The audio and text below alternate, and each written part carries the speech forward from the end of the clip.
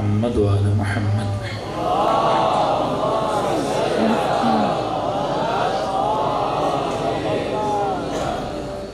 ایک سورہ فاتحہ کی گزارش مرحوم امتیاز حسین صاحب کے لیے، اور جتنے بھی بانیان مجلس کے مرحومین ہیں، حاضرین مجلس کے مرحومین ہیں، شہدائے ملت جعفریہ، سب کو یاد کرتے ہوئے سورۃ الفاتحہ. بسم اللہ الرحمن الرحیم. الحمد للہ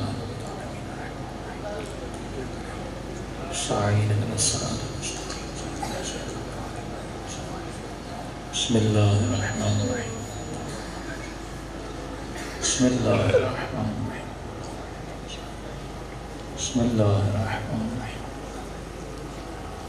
ربنا تقبل منا انک انت السمیع العلیم. صلوات پڑھیں محمد وعلی محمد.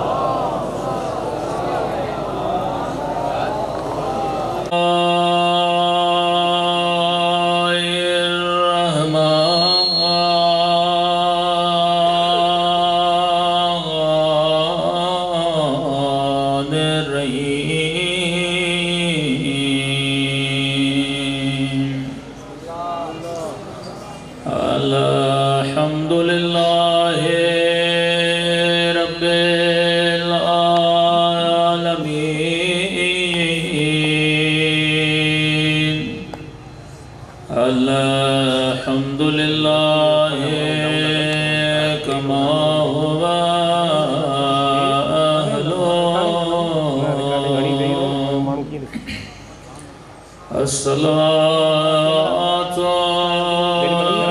والسلام على سيد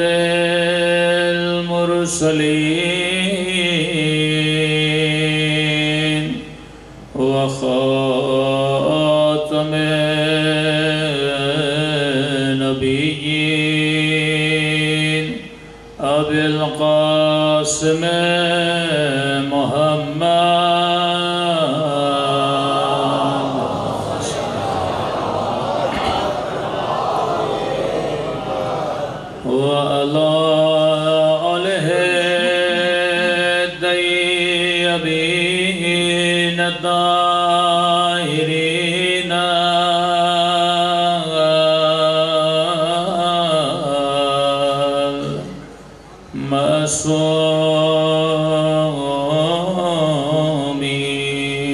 سب مل کے دعائے امام زمانہ. اللہم کل ولیک حجت ابن الحسن صلواتک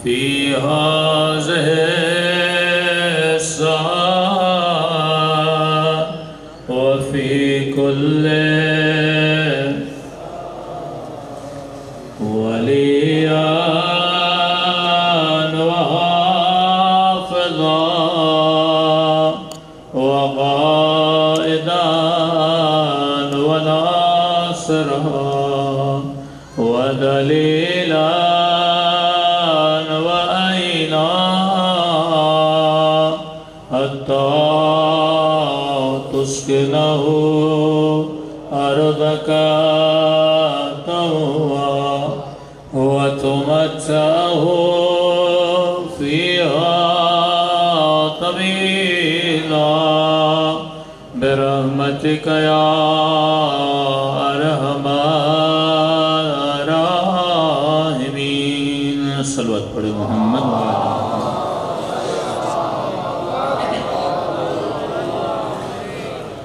بسم اللہ الرحمن الرحیم. رب اشرح لی صدری ویسر لی امری واحلل عقدۃ من لسانی یفقهوا قولی.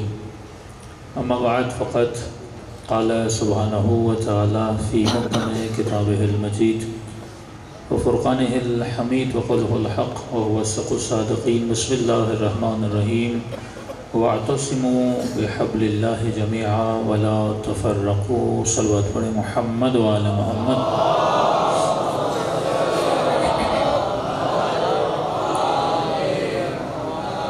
دعا ہے پروردگار عالم ہم سب کی عبادتوں کو اپنی بارگاہ میں قبول فرما دے، اور جس مقصد زندگی کی وجہ سے یہ مجالس رکھی جاتی ہیں ان مقاصد میں بھی ہم سب کو کامیابی عطا فرما دیں. یہ پہلی مجلس ہے جس میں میں نے آپ کا انتظار کیا ہے، ورنہ ہر جگہ مجمع ہمارا انتظار کرتا ہے، اور کسی بھی قوم کی عادت تب تک نہیں بدلتی جب تک ہم بدلنا نہ چاہیں. پہلی وصیت مولا امیر کی اپنے بیٹے امام حسن کو کہ اوصیکم بتقوی اللہ و نظم الامور. کہ اے حسن اپنے شیعوں کو پیغام دینا کہ پہلی وصیت یہ ہے کہ اللہ کی تقوی اختیار کرو. دوسری وصیت یہ ہے کہ اپنے کاموں میں نظم پیدا کرو. اب اگر مولوی مجمع کے انتظار میں ہو کہ مجمع جمع ہو تو پھر آئے، تو یہ تو وہی انتظار ہے، تو امام زمانہ بھی انتظار میں ہیں کہ شیعہ جمع ہوں تو پھر میں آؤں. تو بندہ جتنا جلدی جمع ہو جاتا ہے اتنا مولا کا ظہور بھی جلدی ہو جاتا ہے.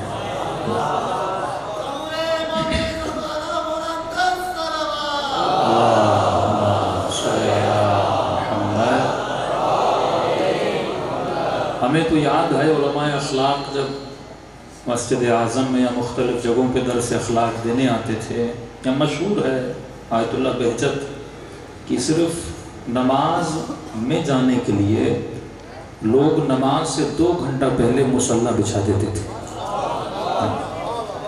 اگر بندہ اس طرح انتظار کرے اپنے امام کا، علوم اہل بیت کا، تو اسے پھر فیض بھی ملتا ہے. اور یہ جو مجلس میں آپ آتے ہیں اور پڑھنے والے پڑھتے ہیں، کبھی مجلس شہادت کی ہوتی ہے، کبھی مجلس ایصال ثواب کی ہوتی ہے. دشمن یہ سوچ تھی کہ ہم اگر شیعہ کو مار دیں گے تو فضیلت اہل بیت پڑھنا بند ہو جائیں گے. سبط جعفر کو شہید کریں گے پھر کوئی قصیدے نہیں پڑھے گا. امجد صابری کو مار دیں گے تو پھر کوئی اہل بیت کی فضیلت میں قوالی نہیں پڑھے گا. علی والے کو مار دیں گے تاکہ یہ نہ بولے علی کے لیے، تاکہ یہ ایسے پروگرامز نہ کروائے. تبھی دشمن قتل کرتا تھا اہل بیت کے چاہنے والوں کو. لیکن کس خوش خیالی میں تھا دشمن علی، کس خوش فہمی میں تھا دشمن علی. اسے تو یہ پتا بھی نہیں تھا کہ اگر مر بھی جائے تو حسین کی مجلس کروا کے دنیا سے جاتا ہے.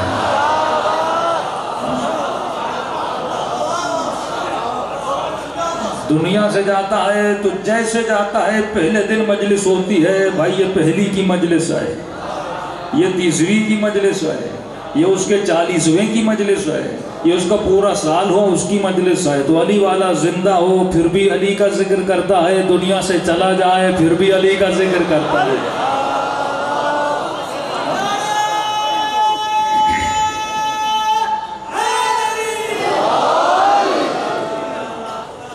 یہ بندہ زندہ ہے تو زندگی میں ذکر اہل بیت کرتا ہے، یہ دنیا سے جاتا ہے تو اس کے بعد بھی ذکر اہل بیت کرتا ہے.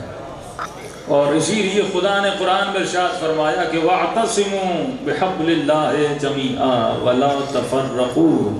اے مسلمانوں، اگر تفرقے سے بچنا چاہتے ہو، اگر آپس کی لڑائیوں سے بچنا چاہتے ہو، اگر اپنے محلے میں، اپنے ملک میں، اپنے شہر میں سکون چاہتے ہو، تو اس کا راستہ ایک ہی ہے، وَاعْتَصِمُوا بِحَبْلِ اللَّهِ جَمِيعًا. اللہ کی رسی کو مضبوطی سے تھامو. یہ نہیں کہا کہ اللہ کو تھامو،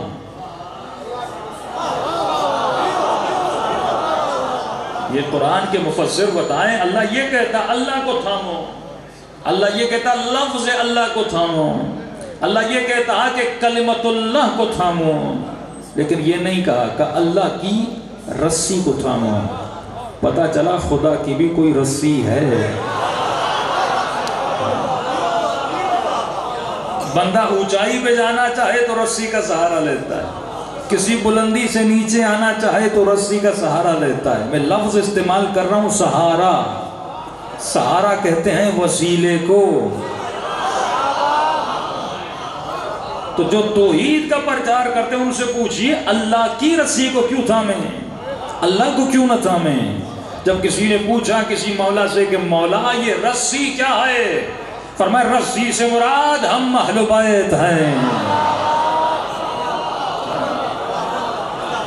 جس بھی مسلم معاشرے نے اہل بیت کو تھاما ہوگا اس میں تفرقہ نہیں دیکھو گے، اس میں فساد نہیں دیکھو گے، اس میں لڑائیوں کو نہیں دیکھو گے۔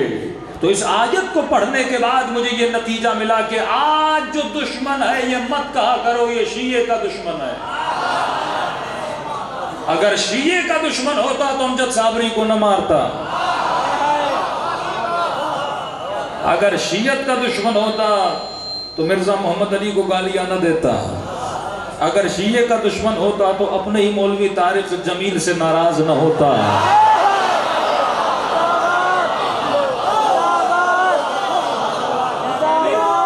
یہ غلط فہمی ہے، یہ شیعوں کا دشمن نہیں ہے، یہ خاص سوچ ہے، یہ ہر اس فرد کے دشمن ہے جس کے دل میں محبت اہل بیت پائی جاتی ہے، یہ ہر اس زبان کے دشمن ہے جس زبان سے محبت اہل بیت بیان کی جاتی ہے۔ اب وہ چاہے جعفری ہو اس سے بھی دشمنی ہے، اگر وہ چاہے حنفی ہو اس سے بھی دشمنی ہے، اگر وہ چاہے شافعی ہو اس سے بھی دشمنی ہے۔ بھائی اپنا مولوی ہے نا، اپنا تو اچھا لگتا ہے۔ طارق جمیل ان کے مکتب کا، ان کے مذہب کا، لیکن جب اس نے منبر سے یہ کہا کہ آج کے بعد علی کو مولا کہا کرو، یہ جملہ منظور مینگل کو اچھا نہیں لگا، کہا یہ کیسی باتیں کر رہا ہے، اب تو نیا بیان تو پرانا ہے، کلپنگ ابھی ہو رہی ہے۔ اس نے کہا اگر فضائل اہل بیت پڑھنا شیعہ ہونے کی نشانی ہے تو طارق جمیل بھی شیعہ ہے۔ یہ مسائل آج کیوں بیان کیے جا رہے ہیں؟ خود ان کے جملے ہیں کہ ہم نے اپنے منبروں سے سب سے بڑا جو ظلم کیا وہ ظلم یہ تھا کہ ہم نے منبروں سے فضائل اہل بیت نہیں پڑھے، اپنی کتابوں میں لکھے ہوئے لیکن ہم نے لوگوں سے چھپائے، اس ڈر کی وجہ سے کہ اگر میں فضائل پڑھوں گا تو وہ خاص فرقہ جو مسلمانوں میں موجود ہے وہ یہ الزام لگائے گا تم شیعہ بن گئے ہو۔ اس الزام سے بچنے کے لیے کوئی پڑھتا نہیں تھا، لیکن حقیقت چھپتی نہیں ہے۔ قل جاء الحق وزهق الباطل ان الباطل كان زهوقا، اللہ کا وعدہ ہے تم کتنا بھی حق کو چھپانا چاہو لیکن ایک دن آئے گا تیرا رب حق کو ظاہر کر دے گا۔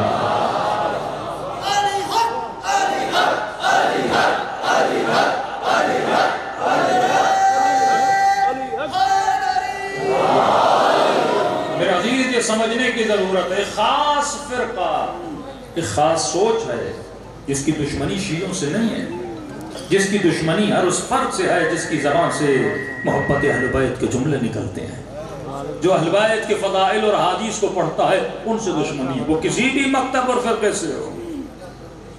اب اگر مجھے اس فرقے کا مقابلہ کرنا ہے تو مجھے کیا کرنا ہوگا؟ دیکھیے ہر جنگ کے لڑنے کے طریقے ہوتے ہیں، ایک جنگ ہوتی ہے ہتھیاروں کی جنگ، اگر اس کے پاس کلیشن کوف ہے تو میرے پاس بھی کلیشن کوف ہونی چاہیے، اگر اس کے پاس میزائلز ہیں تو میرے پاس بھی میزائل ہونا چاہیے، اگر انڈیا نے ایٹم بم بنایا تو پاکستان نے بھی ایٹم بم بنا دیا، اسے کہتے ہیں ہارڈ وار، سخت جنگ، اگر وہ ہتھیار بنائے گا ہم بھی ہتھیار بنائیں گے، یہ سخت جنگ کا اشارہ ہے۔ لیکن اس دشمن نے آپ کے خلاف دونوں جنگیں لڑیں، سخت جنگ میں وہ شیعوں کو ہرا نہیں سکا،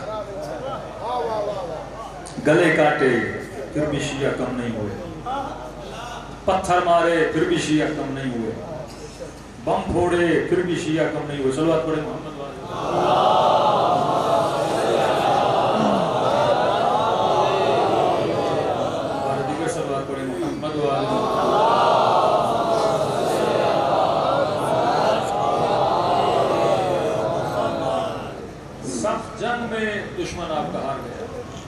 سال ایران اور عراق کی جنگ ہوئی، یہ جنگ سے ڈرے نہیں، تھکے نہیں۔ لبنان کی اسرائیل کے ساتھ جنگ ہوئی، یہ ڈرے نہیں، یہ تھکے نہیں۔ ابھی بھی انصارات کی دلیل ہے، سب تیرے ساتھ ہیں پر اللہ تیرے ساتھ نہیں ہے۔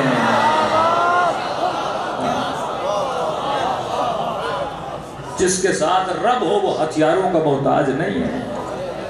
یزید نے جو جنگ لڑی وہ ہتھیار کے مقابلے میں لڑی نا، تلوار کے زور پہ لڑی نا، لیکن والعصر ان الانسان لفی خسر، خدا جب بھی قسم کھاتا ہے وقت کی قسم کھاتا ہے۔ فرمایا آج کو نہ دیکھا کرو، وقت کے اندر دیکھا کرو کہ کامیاب کون ہوا، ناکام کون ہوا۔ تبھی جناب سیدہ جب دربار میں جاتی فرماتے یزید تو آج کو دیکھ کے یہ سمجھ رہا ہے کہ تو کامیاب ہو گیا، تو منبر پہ بیٹھا ہے، تیرے پاس دولت ہے، تیرے پاس مال ہے، تیرے پاس فوج ہے، یزید یہ تیری خام خیالی ہے کہ تو سمجھ رہا ہے تو کامیاب ہو گیا۔ یہ وقت بتائے گا کہ زینب کامیاب ہوئی ہے یا تو کامیاب ہو گیا۔ یہ بی بی کے جملے تھے، یہی شہر ہوگا، یہی جگہ ہوگی، لیکن اس شہر کو تیرے نام سے جانا نہیں جائے گا، زینب کے نام سے جانا جائے گا۔ آج چلے جاؤ شام، زینبیہ کہا جاتا ہے یزید کا نام و نشان، ہے اس کے آبا کا نام و نشان۔ تو وقت میں جیا کرو، یہ وقت بتاتا ہے۔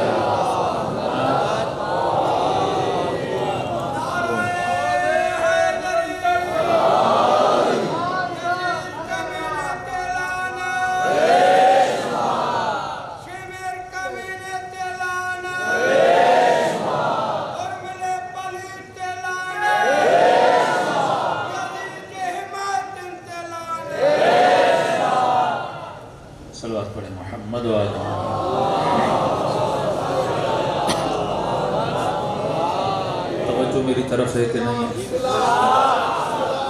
تو یزید یاد رکھنا ایک وقت آئے گا، یہ شہر تیرے نام سے جانا نہیں جائے گا، علی کی بیٹی زینب کے نام سے جانا جائے گا۔ تو اللہ وقت میں حق کو بیان کرتا ہے، یہ وقت ہے جو بتاتا ہے حق کیا ہے باطل کیا ہے۔ تو وہ جنگ تھی سخت جنگ جو تلوار کے ذریعے سے لڑی گئی، جو بموں اور ٹینکوں کے ذریعے سے لڑی گئی، لیکن جس زمانے میں آپ اور ہم رہ رہے ہیں یہ زمانہ ہے نرم جنگ کا۔ اس میں ہتھیار استعمال نہیں ہوتا، کرتے ہیں بعض لوگ لیکن اس میں ناکام ہیں، کیونکہ شیعہ کو قتل کر کے کوئی شیعت کو قتل نہیں کر سکتا۔ تم ہمارے جسموں کو تو موت دے سکتے ہو، روحوں کو کیا کرو گے؟ اصل بقا روح کی بقا ہے، اصل بقا انسان کے وجود کی بقا ہے، اسے کوئی موت نہیں دے سکتا۔ لیکن ایک جنگ ہے جس میں وہ ہمیں شاید ہرا لیں، وہ ہے جنگ نرم جنگ، جس کو وہ انگلش میں کہتے ہیں سافٹ وار، نرم جنگ۔ نرم جنگ کا ہتھیار ہے پروپیگنڈا، نرم جنگ کا ہتھیار ہے جھوٹ بولنا، نرم جنگ کا ہتھیار ہے چغلی لگانا، کسی بھی قوم کے پولیٹیکل سسٹم کو تباہ کرنا ہو، کسی بھی قوم کو قوم پرستی میں ڈالنا ہو، رنگ نسل کی بنیاد پہ نرم جنگ لڑی جاتی ہے، جس سے انسانوں کے ایموشنز یعنی احساسات کو ابھارا جاتا ہے۔ یہ وہ جنگ ہے جو امیر شام نے جنگ صفین میں علی کے خلاف لڑی تھی،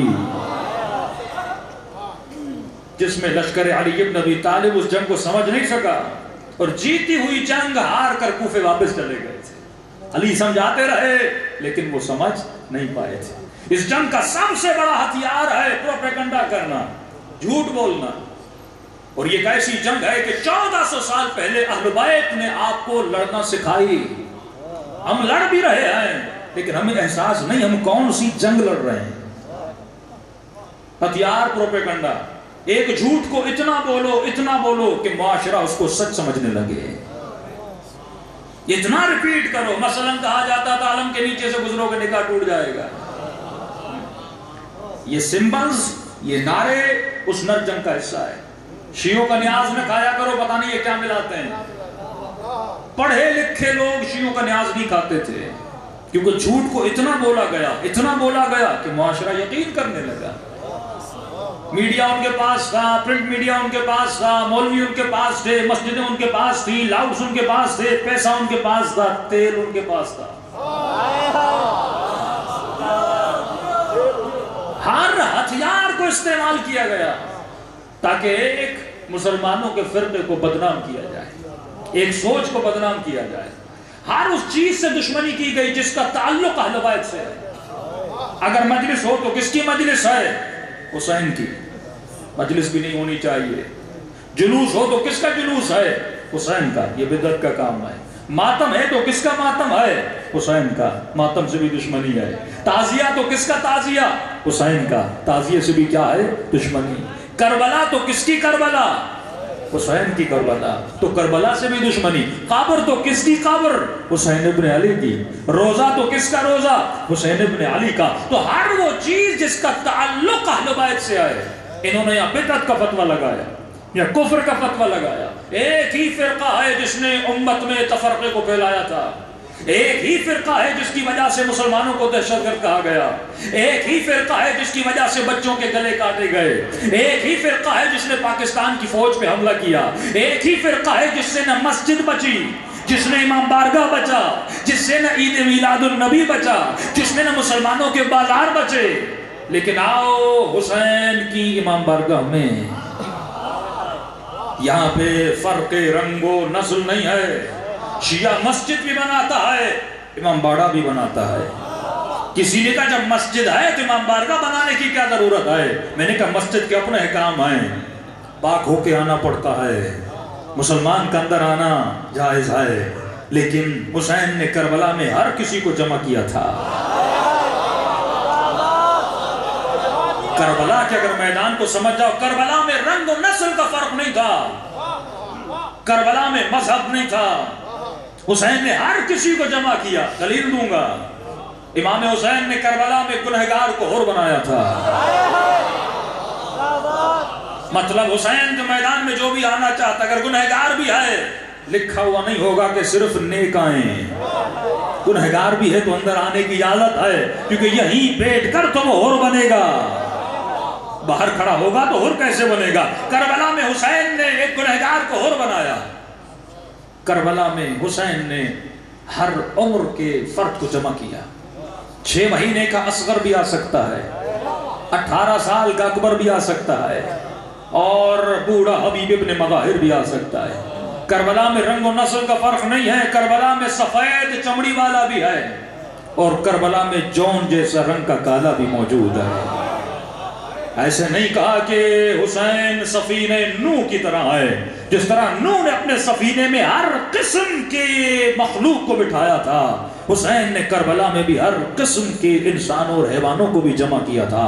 کربلا میں ذوالجناح بھی ہے، کربلا میں شیر حارث بھی ہے، کربلا میں انسان بھی ہے، اور کربلا میں جنات بھی ہیں جو حسین کی مدد کے لیے آئے تھے. کربلا میں صرف مسلمان نہیں ہے، کربلا میں وہ وہاب بھی ہے جو مسیحی تھا. یہ آپ نے کبھی غور نہیں کی گلدستہ کربلا کا کیسے؟ ایک وہاب ہے جو مسیحی تھا، ایک اور ہے جو پہلے گنہگار تھا، ایک جون ہے جو پہلے غلام تھا، ایک حبیب ابن مظاہر ہے جو پہلے حسین کا دوست تھا، اور کربلا میں اہل بیت بھی ہیں. اس کا مطلب اے مومن، جب امام بارگاہ کا فرش بچھا دو تو کسی فرق میں نہ جانا کہ یہ کس مذہب سے ہے، یہ ہندو ہے یا مسلم ہے، یہ اپنا ہے یا غیر ہے. یہ ایک فرش ہے جو سب کو جمع کر کے حسینی بنا کے اٹھا دیتا ہے.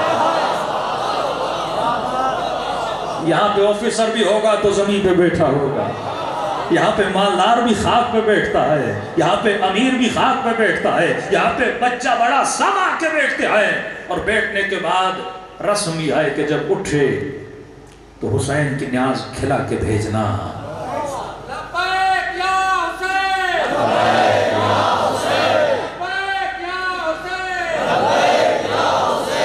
کیوں کہ اگر حسین کا نمک کھائے گا تو پھر نمک حرامی نہیں کرے گا۔ یہ سنت بھی رسول کی سنت ہے، دعوت ذو العشیرہ۔ صرف مسلمانوں کو نہیں بلایا تھا، کافروں کو بھی بلایا تھا، بلا کر کھلایا بھی تھا تاکہ محمد کا کھا کے جائیں، محمد کی برائی نہ کریں۔ اب یہ اور بات ہے کوئی ابو جہل اور ابو لہب جیسا بن جائے، حسین کا کھائے بھی اور حسین کے خلاف بولے بھی، لیکن فطرت انسان ہے۔ اس مکتب نے کبھی تفرقہ نہیں پھیلایا۔ عالم اسلام میں اگر کوئی اتحاد بین المسلمین کی تنظیم بنی، وہ بھی شیعوں نے بنائی۔ بتاؤ سعودی عرب نے کبھی فرقوں کو جمع کیا؟ لیکن ایران میں تمام تر فرقوں کو ہر سال جمع کیا جاتا ہے۔ آؤ ہم تجھے حسین کا پیغام دیتے ہیں، آؤ ہم تجھے اخلاق علی کا درس دیتے ہیں، آؤ ہم تجھے نظریہ ولایت علی بن ابی طالب کو سمجھاتے ہیں، آؤ ہم تجھے بتائیں کہ کائنات اگر فسق و فجور سے بچنا چاہتی ہے اسے ایک رسی کو تھامنا ہوگا، اور وہ رسی مکتب اہل بیت کی رسی ہے، وہ رسی علی بن ابی طالب کی رسی ہے، وہ رسی امام زمانہ کی رسی ہے۔ صلوات پڑھے محمد و آل محمد پر۔